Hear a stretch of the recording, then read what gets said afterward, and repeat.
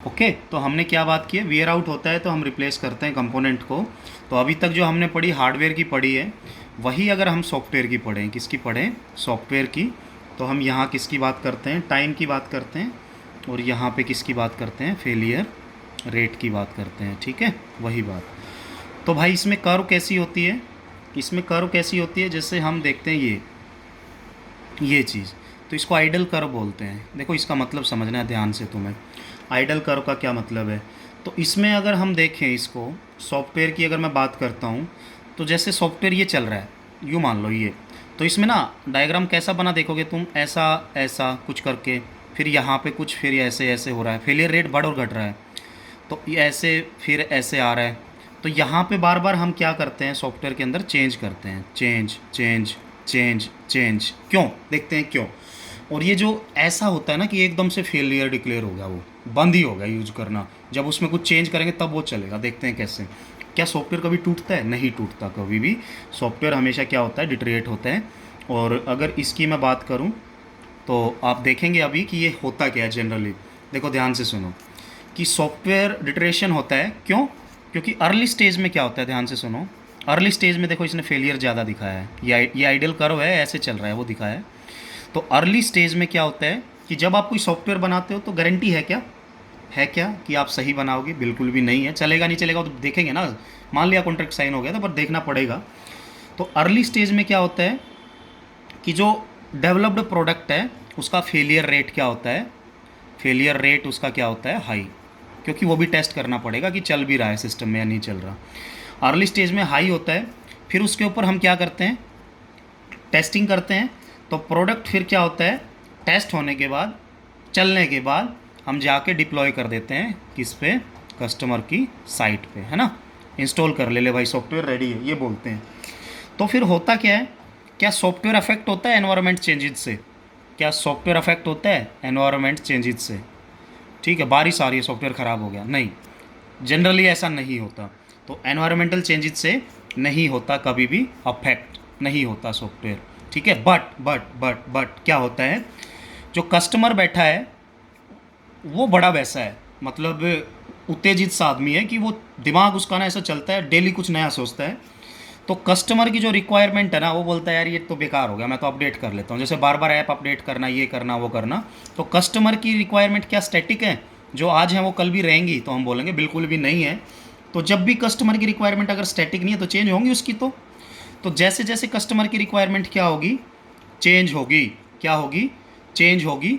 तो तुम जाओगे डेवलपर ऐप वाले के पास, भाई इसको ठीक कर दे, ठीक कर दे मतलब इसकी मेंटेनेंस कर दे, मैं कुछ पैसे दे दूंगा। ठीक है, और मेंटेनेंस करने का मतलब क्या है, मेंटेनेंस करने का मतलब क्या है कि उसके अंदर कुछ चेंज करना, उसके अंदर कुछ चेंज करना मतलब कि उसके अंदर कुछ एक्स्ट्रा फंक्शनैलिटी डालना, या नए पीढ़ी के लोगों, पुराने पीढ़ी के लोगों की बात करें उनको इक्वल करना, एक तरीके से हम बोल सकते हैं।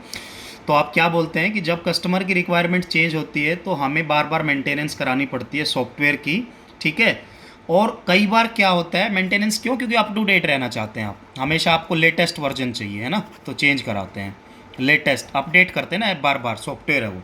तो होता क्या है, कई बार क्या होता है कि डेवलपमेंट की कॉस्ट लगी, मान लो डेवलप होने में सॉफ्टवेयर की डेवलपमेंट की कॉस्ट लगी 1000 रुपये, मान लो, और मेंटेनेंस जो है बार बार आप चेंज करा करा के करा रहे हो, ये 3000 होगी टोटल, इससे अलग 1000 जमा 4000 हो गया।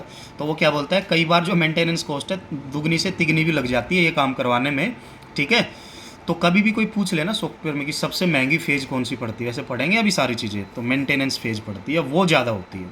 ठीक है, क्योंकि चेंज होती रहती है, किसकी कंडीशंस, यूजर की, चेंज रिक्वायरमेंट्स। तो ये जो कंडीशन हमने बोली है मेंटेनेंस कराना बार बार, यूजर की रिक्वायरमेंट चेंज होने के कारण, ये स्टेज क्या कहलाती है, या ये पूरा प्रोसेस क्या कहलाता है, डिटरेशन।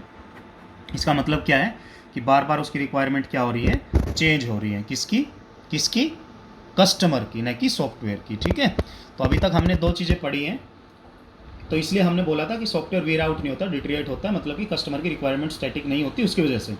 अब नंबर 3 बोलते हैं हम। नंबर 3 करेक्टरिस्टिक बुक्स में लिखा है, इंडस्ट्री इज मूविंग, इंडस्ट्री तो समझते होगे, industry is moving towards towards component based. Component based होता है, जैसे आपको कंघी करनी बालों में, तो कंघी बनाओगे नहीं घर पे, खरीद के ले आओगे, वो मतलब है। ठीक है, कंपोनेंट बेस्ड कोई भी सामान, जैसे मेरे को पढ़ाना है, मार्कर मैं खरीदूंगा न कि बनाऊंगा, कंपोनेंट मिलते हैं मार्केट में, जाके खरीद लो। कंपोनेंट बेस्ड डेवलपमेंट मतलब आजकल डेवलपमेंट ऐसी हो रही है, देखेंगे पढ़ेंगे ना जब, development still software is custom build. क्या बोला है मैंने, बेशक से इंडस्ट्री मूव कर रही है कंपोनेंट बेस्ड डेवलपमेंट की तरफ, बट सॉफ्टवेयर अब भी क्या है, कस्टम बिल्ड है। और कस्टम बिल्ड का क्या मतलब है वो हमें ध्यान से पढ़ना है। ओके, तो एक बात ध्यान रख लो, पहले तो तुम यही समझ लो कंपोनेंट क्या होता है। कंपोनेंट क्या होता है जिसको हम यूज कर सकें, पहले वाला जो पहले किसी में यूज हुआ था वहाँ से ख़रीद के ले आना।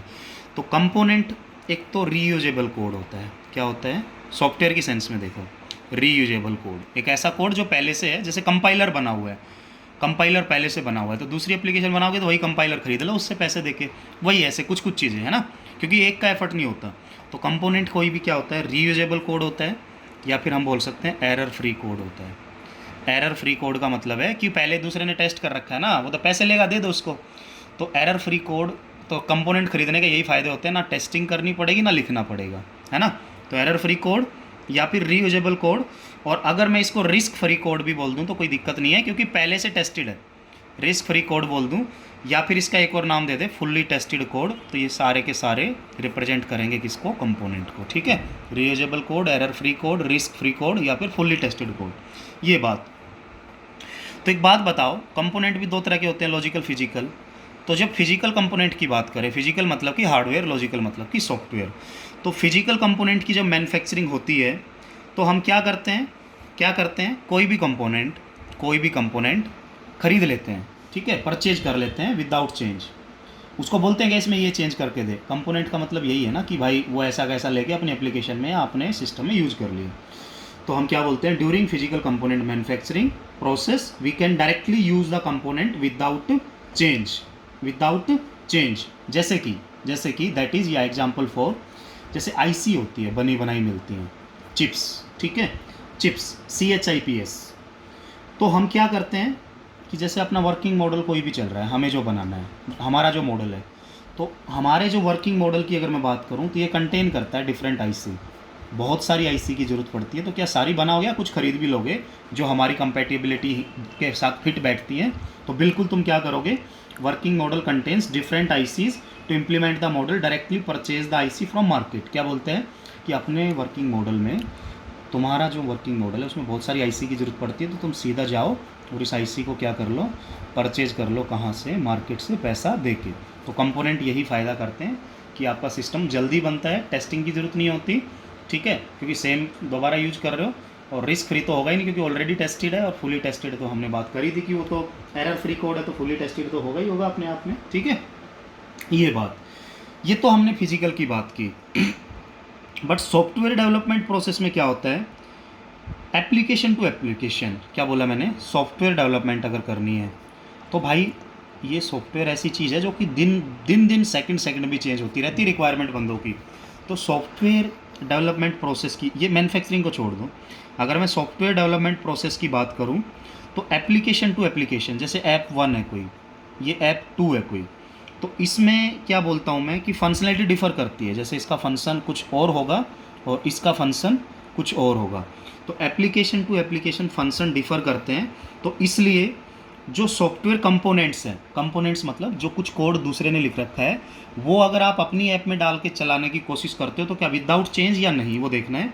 तो आप क्या करते हो इस केस में कि आप जो सॉफ्टवेयर कंपोनेंट की बात करें, मतलब बना बनाया जो पहले से कोड है, तो सॉफ्टवेयर कोड आरगोज या अंडरगोज, इनमें हम क्या करते हैं, कस्टमाइजेशन करते हैं। और कस्टमाइजेशन क्या होता है, बोलो, कस्टमाइजेशन का मतलब होता है मॉडिफिकेशन। क्या बोला है मैंने कि कोड ले तो रहे हैं और उसको ऐसा कैसा इसमें यूज़ नहीं करना था, तो दोनों ऐप सेम होगी। हम हमेशा क्या करते हैं, हमेशा उसको कस्टमाइजेशन करते हैं। कस्टम मतलब कि मॉडिफिकेशन, ये आप ध्यान रख लेना। तो हम क्या बोल सकते हैं कि हमेशा डिपेंड करता है ना, क्योंकि जिस प्रोजेक्ट की जो फंक्शनल रिक्वायरमेंट्स है या जो फंक्शनल सेटिस्फेक्शंस हमें करनी है, उसके अकॉर्डिंग ये क्या हो जाती हैं, मॉडिफिकेशंस हो जाती हैं। तो इसलिए हमने वर्ड यूज़ किया कस्टमाइजेशन, और ऊपर इसलिए बोला था कि कस्टम बेस्ड है वो। कस्टमाइजेशन मतलब कि विदाउट चेंज अगर कंपोनेंट यूज करते हैं तो हार्डवेयर में और विद चेंजेस कंपोनेंट अगर यूज करते हैं तो सॉफ्टवेयर में, तो विद चेंज तो कस्टमाइजेशन है, विदाउट चेंज तो हमने क्या वर्ड बोला है उसके लिए, फिजिकल कंपोनेंट का आप देख लीजिए सेम कंपोनेंट ही बोला है। ठीक है, तो ये बात आपको ध्यान रखनी है, कभी भी भूलनी नहीं है। और एक बात और ध्यान रख लेना कि अगर हम सॉफ्टवेयर डेवलपमेंट की बात करें, किसकी बात करें, सॉफ्टवेयर डेवलपमेंट, लॉजिकल कंपोनेंट निकलता है यहाँ से, तो 4 टाइप के कंपोनेंट की बात करेंगे। कितने कंपोनेंट्स की, तो कभी भी मैं कंपोनेंट वर्ड बोलूँ तो कंफ्यूज मत होना, सोच लेना, reusable code, error free code, risk free code, fully tested code, easy है। ठीक है, तो 4 तरह के क्या होते हैं, एक होता है ऑफ द सेल्फ, सेल्फ होता है अलमारी। तो ऑफ द सेल्फ क्या होता है, सुमित अमित ने अपने अपने बनाए थे, अमित ने जो बनाना है ना अगला, सुमित के पास है उसका कंपोनेंट, तो उससे पैसे दे के खरीद लेगा। तो ऑफ द सेल्फ क्या बोलते हैं कि ये कंपोनेंट्स जो हैं थर्ड पार्टी से आते हैं, थर्ड पार्टी लाइब्रेरी, मतलब मेरे अपने सिस्टम के नहीं है। जैसे मैंने पहले एक सॉफ्टवेयर बनाया था, तीसरे दिन मैं किसी और का बना रहा हूँ, तो मैं अपने से ही लूँ, वो अलग चीज़ है, पैसे थोड़ा दूंगा किसी को, दूसरे से लूँगा तो पैसे दूंगा। तो ऑफ द सेल्फ क्या होता है, दूसरे से, दूसरे की लाइब्रेरी से, ठीक है, थर्ड पार्टी, उससे पैसे दे के लूँगा। नंबर 2, एक होते हैं फुल्ली एक्सपीरियंस्ड और पार्शियली एक्सपीरियंस्ड, ये 2 टर्म्स यूज़ करते हैं हम। फुल्ली एक्सपीरियंस्ड और पार्शियली एक्सपीरियंस्ड क्या होते हैं, हम क्या बोलते हैं कि ये कंपोनेंट्स लिए जाते हैं कहाँ से, ऑन ऑर्गेनाइजेशन लाइब्रेरी से, मतलब ये खुद के होते हैं, अपने द्वारा बनाए गए होते हैं पहले। ठीक है, फुल्ली और पार्शियल क्या है, आगे जब पढ़ेंगे कंपोनेंट बेस्ड अच्छे से तो उसमें देखेंगे। और ऐसे ही तो नंबर 2 हो गया, नंबर 3 हो गया फुल्ली एक्सपीरियंस्ड, पार्शियली एक्सपीरियंस्ड। और नंबर 4 की मैं बात करूँ तो न्यू कंपोनेंट। न्यू क्या होता है, जो पहले से बना हुआ नहीं है, नए सिरे से बनाना है। तो न्यू कंपोनेंट मैं बोलूँ तो न्यू कंपोनेंट की फंक्शनैलिटी जो है वो डेवलप करनी है नए सिरे से, तो हम बोल सकते हैं developed from base line. Base line का क्या मतलब है, इनिशियल पॉइंट से दोबारा बनाना है, डेवलप फ्रॉम बेस लाइन। तो आप क्या समझे यहाँ से, क्या समझे भाई, यहाँ से तुम समझे हो, क्या समझे हो कि 3 कैरेक्टरिस्टिक की हमने बात की है। सॉफ्टवेयर इंजीनियर या डेवलप होता है, मैन्युफैक्चरिंग नहीं होता, सॉफ्टवेयर वेयर आउट ना होकर इटरेट होता है। और नंबर 3, सॉफ्टवेयर जो है हम इसकी जो देखते हैं तो कंपोनेंट बेस्ड में कस्टमाइजेशन फॉलो करता है। ठीक है, वो भी हमने देख लिया। और कंपोनेंट 4 टाइप के होते हैं, ऑफ द सेल्फ दूसरे से लेना, पार्शियली फुल्ली अपने से लेना, और न्यू कंपोनेंट बिल्कुल नए सिरे से बनाना जिसका पीछे से कोई भी रिलेशन नहीं होता, ये बात। और वही अगर मैं थोड़ा आगे बढ़ाऊँ तो सॉफ्टवेयर एप्लीकेशंस देखते हैं। एप्लीकेशंस का मतलब है कि क्या सारे सॉफ्टवेयर एक जैसे होते हैं, डिपेंड्स ऑन एप्लीकेशन की यूज़ क्या करना है। ठीक है, आर्मी को चाहिए, पुलिस को चाहिए, जनरल पर्सन को चाहिए, डॉक्टर को चाहिए, किसको चाहिए, सॉफ्टवेयर एप्लीकेशन पे बेस्ड है। ठीक है, तो हम बोलते हैं अलग अलग एप्लीकेशंस हैं, अलग अलग डोमेन्स हैं, जिसके अकॉर्डिंग जौन सा सॉफ्टवेयर चाहिए, जिसकी जो रिक्वायरमेंट्स हैं, ठीक है, जिसकी जो रिक्वायरमेंट्स है वैसा ही लेगा। तो हम क्या बोलते हैं, to satisfied the high level objectives of any organisation या any customer we have to develop software, उस टाइप का बनाना है। ठीक है, हमें क्या करना है, सॉफ्टवेयर एप्लीकेशन मतलब टू सेटिस्फाई करने हैं हमें क्या, हाई लेवल ऑब्जेक्टिव, किसके, ऑर्गेनाइजेशंस के, कि उनके ऑब्जेक्टिव क्या है, उनका पर्पज़ क्या है सॉफ्टवेयर बनवाने का, उसके अकॉर्डिंग चलते हैं। तो हम देखते हैं सॉफ्टवेयर की क्लासिफिकेशंस क्या क्या होती हैं। सबसे पहला होता है सिस्टम सॉफ्टवेयर, जैसा कि आप जानते हैं, याद रख लेना क्या होता है सिस्टम सॉफ्टवेयर। और सिस्टम सॉफ्टवेयर जैसे ऑपरेटिंग सिस्टम जो कि दूसरी एप्लीकेशंस को रन करने में हेल्प करता है, एंड्रॉयड, ये सारी बातें। तो सिस्टम सॉफ्टवेयर की अगर मैं बात करूं तो ये एक ऐसा प्रोग्राम है, this is a program used to manage the other programs और provide the services to other programs. ये डेफिनेशन लिख लेना, जो दूसरे प्रोग्राम्स को सर्विसेज देता है या उनको मैनेज करता है, अपने ऊपर रन कराता है। और सिस्टम सॉफ्टवेयर के एग्जाम्पल अगर मैं दे दूँ तो ऑपरेटिंग सिस्टम है, जैसे कंपाइलर है, ठीक है, ये मैनेजमेंट करते हैं एप्लीकेशंस प्रोग्राम्स की, या सर्विस देते हैं उनको। एडिटर्स हैं या फिर ड्राइवर्स हैं, ये सारे के सारे ड्राइवर आप समझते हैं किसी भी उसको चलाने के लिए। तो ऑपरेटिंग सिस्टम है, कंपाइलर है, एडिटर है, ड्राइवर है, ये सारे के सारे क्या करते हैं, या तो मैनेज करते हैं दूसरे प्रोग्राम्स को या उनको सर्विसेज देते हैं। और इनके एग्जाम्पल क्या है, ये है मेन प्रोग्राम, बड़ा प्रोग्राम जो जरूरी है सब में होना, वो सिस्टम प्रोग्राम होता है। ठीक है, पहली बात। ओके, तो नंबर 1 क्या देखा हमने, सिस्टम सॉफ्टवेयर, जैसे आपको ऑपरेटिंग सिस्टम, कंपाइलर और ये सारी चीज़ें। एक होता है रियल टाइम सॉफ्टवेयर, क्या बोला है मैंने, रियल टाइम सॉफ्टवेयर बोला है, रियल टाइम सॉफ्टवेयर। ओके, दूसरा होता है रियल टाइम सॉफ्टवेयर। तो रियल टाइम सॉफ्टवेयर हम सीधा सीधा बोलते हैं these softwares are used to, बस यूज्ड टू देख के लिख देनी है मेन बात, यूज्ड टू मॉनिटर, देख रेख करना, कंट्रोल, गड़बड़ हो जाए तो कंट्रोल करना, एंड एनालाइज करना, एनालाइज, रिसर्च टाइप वर्क एक तरीके से बोल सकते हैं। तो these software are use to monitor, control and analyse the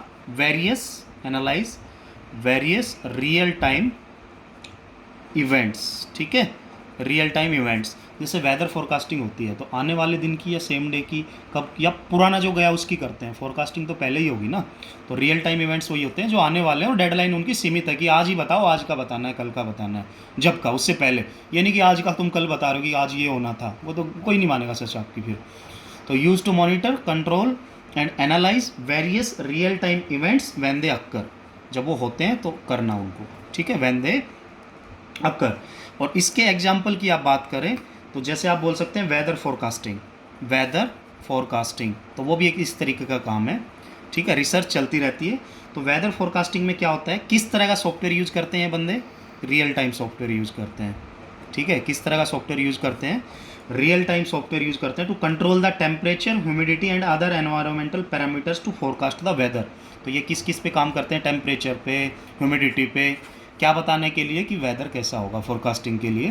तो इनको जो सॉफ्टवेयर पर चाहिए, तो इनको भी प्रोग्राम अपनी मशीन में, तो इनको जो मशीन में अपना प्रोग्राम चाहिए वो ऐसा चाहिए जिसका क्या नाम होगा, रियल टाइम सॉफ्टवेयर। और वैसे आप पढ़ भी चुके हैं उसको। ठीक है, डेडलाइन की इसमें बात होती है। रियल टाइम के बाद एक और हम बोलते हैं एम्बेडेड सॉफ्टवेयर।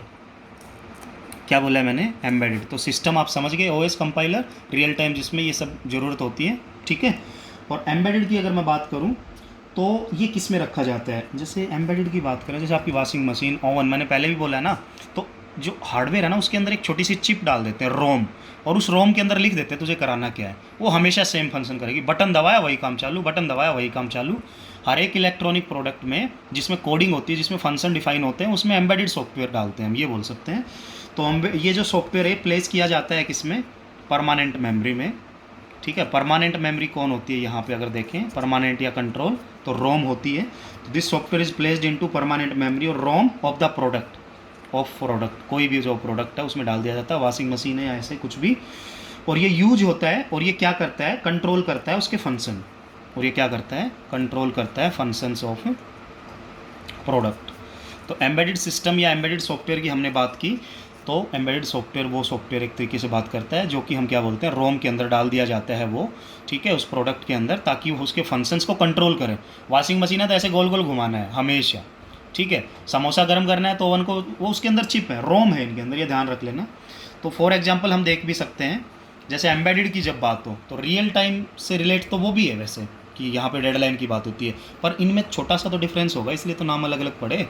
तो रियल टाइम और एम्बेडेड में ध्यान रखना कि एम्बेडेड की जहाँ पे बात आएगी, जैसे एयरक्राफ्ट में ऐसे ही होता है, ऑपरेशन को कंट्रोल करते हैं वो। ठीक है, ये उसको ऐसे तो एनालिसिस नहीं करना ना, रिसर्च तो नहीं करनी ना, रिसर्च है तो वो है, रिसर्च तो नहीं करनी कि भाई इसको मैं दिल्ली में उतारूँ या कहीं जाके पानीपत में उतार दूँ, तो उसको कुछ नहीं करना, उसको फिक्स ऑपरेशन परफॉर्म करने हैं। तो फिक्स एयरक्राफ्ट में फिक्स ही होता है। ठीक है, गड़बड़ होगी तो यही करना है, वही चीज़। तो एयरक्राफ्ट, ऑटोमोबाइल में भी इन्हीं की ज़रूरत पड़ती है। ठीक है, सिग्नलिंग सिस्टम होते हैं इलेक्ट्रॉनिक्स में जो फिक्स फंक्शन के अकॉर्डिंग परफॉर्म करे, फिक्स एंड रिसर्च, ये ध्यान रख लेना बस। तो ये सॉफ्टवेयर क्या करता है, हार्डवेयर कंपोनेंट्स को कंट्रोल करता है, हार्डवेयर को कंट्रोल करता है। ठीक है, और ये सॉफ्टवेयर का एक और नाम होता है, इसको इंटेलिजेंट सॉफ्टवेयर भी बोलते हैं। इंटेलिजेंट सॉफ्टवेयर क्यों बोलते हैं, क्योंकि ये हार्डवेयर कंपोनेंट को कंट्रोल करता है। ठीक है, प्लेन को कंट्रोल करना, इसको कंट्रोल करना, उसको कंट्रोल करना, वॉशिंग मशीन को करना, फ्रिज को करना, ओवन को करना, तो ये सारे हार्डवेयर को कंट्रोल कर रहे हैं। इंटेलिजेंट सॉफ्टवेयर इसको इसलिए बोलते हैं। ठीक है, कि ये कंट्रोल कर रहा है दूसरे को। नंबर 3। नंबर 4 होता है बिजनेस सॉफ्टवेयर, बिजनेस इंडस्ट्री में। ठीक है, कंपनीज में। तो बिजनेस डोमेन एक बड़ा है या छोटा, तो बिजनेस है तो बड़ा है भाई, सबसे पहली बात। तो बिजनेस एक तरीके से एक ऐसा डोमेन होता है, जिसका लार्ज एप्लीकेशन एरिया है, बहुत फैला हुआ है। ठीक है, सबसे ज़्यादा बातें यही होती हैं बिजनेस की। तो बिजनेस सॉफ्टवेयर क्या करता है, बिजनेस सॉफ्टवेयर प्रोसेस करता है, क्या प्रोसेस करता है, बिजनेस एप्लीकेशन फंक्शंस। बिजनेस के क्या फंक्शन होते हैं, मेन बिजनेस में किस तरह के फंक्शन इवेलुएट करने होते हैं आपको बताइए। जैसे बिजनेस की मैं बात करूँ, पेरोल सिस्टम अगर बात करें, तो पेरोल सिस्टम के लिए कौन सा सॉफ्टवेयर हम मार्क करेंगे, बिजनेस। ठीक है, ये आपको एक डाउट हुआ था, किसी को माधवी ने पूछा था, किसने पूछा था, तो ध्यान रख लेना, इनसे रियल टाइम में नहीं आते वो पेरोल टाइप। ठीक है, थोड़े अलग हो जाते हैं, इनकी कैटेगरी अलग चली जाती है। पेरोल है, फाइल मॉनिटर करनी है, फाइल मॉनिटर किस में होगी? बिजनेस में। बिजनेस होगा, फाइल का तो ब्यौरा रखना पड़ेगा। एम्प्लॉय मैनेजमेंट करनी है, सैलरी वैलरी या मतलब उसकी डिटेल्स, ठीक है, कौन एम्प्लॉय है, कितने दिन आया, अपसेंट किस दिन था, ये सब। अकाउंट मैनेजमेंट करनी है, हमने कितने प्रोडक्ट बनाए, किसका डीए, मतलब एक तरीके से किसकी सैलरी बढ़ानी है, किसकी परफॉर्मेंस अच्छी है, ये सारी की सारी चीज़ें। ओके। और तो और जो डेटा वेयर हाउसिंग होती है तो उसमें भी बिजनेस टाइप सेंस आती है। तो डेटा वेयर हाउसिंग भी किसका एग्जांपल है, कौन से सॉफ्टवेयर की डिमांड है उसके अंदर, बताइएगा, बिजनेस की, ठीक है। और डेटा वेयर हाउस में हम मेनली किस सॉफ्टवेयर की बात करते हैं? MIS की करते हैं, मैनेजमेंट इंफॉर्मेशन सिस्टम, जो डेटा को मैनेज करता है। और ERP भी बोलते हैं एक और दूसरा, ठीक है, एंटरप्राइज रिसोर्स मैनेजमेंट, ये चीज़ है। तो बिजनेस को भी आप याद रखेंगे। इन चीज़ों को ना रिलेट आपस में अलग अलग कर देना। आप सॉफ्टवेयर पढ़ लिया तो ये नहीं कि इनको साथ लेके चल रहे हो, दिमाग में कुछ क्लियर ही नहीं है। हार्डवेयर को control, research type, main system जो औरों को मैनेज करता है, बिजनेस मतलब कि ये इस तरह की बातें एग्जाम्पल से ध्यान रखना, ठीक है। एक होते हैं इंजीनियरिंग सॉफ्टवेयर, इंजीनियरिंग या फिर साइंटिफिक सॉफ्टवेयर। अब ये उससे कैसे अलग है दूसरे से, वो भी देखेंगे, क्योंकि उसमें डेडलाइन थी एक तरीके की, है ना। अब कोरोना की दवाई है, कोई बोलेगा भाई परसों तक हो जानी चाहिए, कौन बेवकूफ़ है ऐसा जो बोलेगा नहीं हो भाई, गारंटी नहीं है, पर उसमें वेदर फोरकास्टिंग करनी है तो आज ही करनी है, ठीक है, वो तो उस टाइप की एप्लीकेशन है भाई। तो इंजीनियरिंग एंड साइंटिफिक में हम क्या बोलते हैं, ये एक तरीके से these are use to perform complex computations, complex computations. जैसे कि आपने पढ़ा होगा मैट लैब पढ़ते हैं, जैसे MTech वगैरह जो करते हैं और रिसर्च वर्क करते हैं, तो मैट लैब एक सॉफ्टवेयर होता है, ठीक है, ये सारा। और तो और कैड कैम जो हम पढ़ते हैं, तो ये कैड कैम भी किस में आते हैं? इंजीनियरिंग और साइंटिफिक सॉफ्टवेयर में आते हैं, आप ध्यान रख लेना, ठीक है। एक NS2 भी होता है, ये सारे। तो उसमें और उसमें डिफरेंस करके चलना है, ठीक है। इसकी कोई आउटपुट जरूरी नहीं होती कि देनी है भाई, फेल भी हो सकते हैं, ठीक है, जरूरी नहीं होता आउटपुट, ये नहीं होता कि श्योर है, उसमें श्योर है रियल टाइम में, क्योंकि उसमें तो यार वेदर बताना ही पड़ेगा, ठीक है, उनके सिस्टम ऐसे हैं क्योंकि वो कर लेते हैं गैस, तो वो चीज़, तो ये बात की है। ओके। नंबर 6 पे हम बात करते हैं पर्सनल सॉफ्टवेयर की। ये बड़ा आसान है, ये जिसको ये नहीं पता ना छोड़ दो, एप्लीकेशन सॉफ्टवेयर एक तरह से जो हम जनरल बात करते हैं। तो personal software used in personal computer, used in personal computer. Example, word processing है, क्या है, वर्ड प्रोसेसिंग है, ग्राफिक्स है, ठीक है, मल्टीमीडिया है, या फिर आपका एनिमेशन टूल्स है, गेम्स हैं, ये सारे के सारे जो इस टाइप के सॉफ्टवेयर हैं ये पर्सनल कंप्यूटर में यूज होते हैं ये। और नंबर 7 की अगर मैं बात करूं तो वेब सॉफ्टवेयर, वेब में जो प्रोग्राम्स यूज होते हैं, वेब पेज को डिज़ाइन करना, रिक्वेस्ट रिस्पॉन्स कराना, ठीक है, तो these are used in web applications. Web applications में जो यूज होते हैं, जैसे HTML है, वो भी तो एक तरह का सॉफ्टवेयर है, कोड है, ठीक है, जावा है, ये सब इस तरह की लैंग्वेजेस की बात अगर करें तो। Number 8, artificial intelligence, artificial intelligence software. तो आर्टिफिशियल इंटेलिजेंस क्या बोलता है? This software is use to perform the symbolic computation, ठीक है, जैसे हम बोलते हैं ना सुनीता मदर ऑफ अमित, ऐसे करके कोई सिंबल्स देते हैं, ठीक है। तो software is use to perform symbolic computations rather than numerical computations. Numerical बातें नहीं होती, सिंबॉलिक होती हैं। कैसी बातें करते हैं हम इसमें? सिंबॉलिक, ये कर, रोबोट को देते हैं सिंबल, ये कर भाई जाके, ठीक है, न्यूमेरिकल नहीं करना कुछ। तो हम बोलते हैं कि वेरियस फंक्शनल प्रोग्रामिंग लैंग्वेज इसी डोमेन में आती हैं। फंक्शनल प्रोग्रामिंग लैंग्वेजेस कौन सी होती हैं? फंक्शनल प्रोग्रामिंग लैंग्वेजेस, जैसे कि लिस्ट, ठीक है, क्या होती है? लिस्ट प्रोसेसिंग, प्रोलॉग पढ़ते हैं आप, लॉजिक प्रोग्रामिंग भी बोलते हैं इसके अंदर, ठीक है, ML मेटा लैंग्वेज, ठीक है, ये सारी की सारी। और एक्सपर्ट सिस्टम भी इसके अंदर आता है अगर हम रोबोट टाइप बातें करें। और एक्सपर्ट में हम क्या बात करते हैं? जैसे मशीन लर्निंग, और मशीन लर्निंग की बात करें तो किसकी बात होती है? रोबोटिक की। ये याद रख लेना, छोटे छोटे क्वेश्चन आते हैं आपके पेपर में, इंपॉर्टेंट वीडियो मान के चलना इसको। सिग्नल प्रोसेसिंग, ठीक है, कि रोबोट का जो सिग्नल ऑन ऑफ होगा उसी के अकॉर्डिंग काम करता है। एक्सपर्ट सिस्टम की अगर बात करें तो कुल मिला के मैं यहाँ पे निष्कर्ष क्या निकाल सकता हूँ इन सब सॉफ्टवेयर की वजह से, कि to develop reliable and quantity software. कैसा software? Reliable and quantity software. Reliable हो, काम करे, क्वांटिटी मतलब वो अपनी एप्लीकेशन को कवर भी करे। To satisfied the various high level objectives of different applications there is a need of systematic approach. हमें ज़रूरत है एक सिस्टमेटिक अप्रोच की, और वो सिस्टमेटिक अप्रोच क्या कहलाती है? सॉफ्टवेयर इंजीनियरिंग कहलाती है, ठीक है, ये कहलाती है, ये कहलाती है, ये कहलाती है, यही हमें पढ़ना है इस सब्जेक्ट में। तो देखते हैं क्या है ये, ठीक है। तो उम्मीद करूँगा आप इसके देख के अच्छे से नोट्स बनाएंगे। बाकी की बातें करते हैं दूसरे वीडियो में।